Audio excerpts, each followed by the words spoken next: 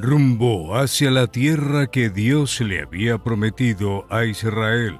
La primera ciudad que enfrentaron y deberían conquistar era Jericó. Pero, ¿cómo avanzar si una gran muralla les impedía que pudieran tomar posesión de esa tierra? La historia se repite en nuestros días. Problemas que han surgido como verdaderas murallas que han impedido que miles de personas pudieran alcanzar sus objetivos al interrumpir su sueño y bloquear sus vidas. ¿Qué hacer frente a algo que parece ser más grande y más fuerte que nosotros?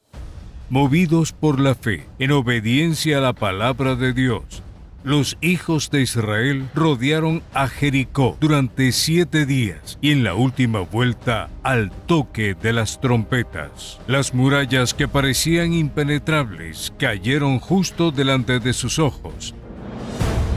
Y en esa misma fe, estamos la semana de la caída de las murallas. Del 5 al 12 de septiembre, trabando una guerra contra los problemas que se han levantado en su contra y que con plena seguridad caerán.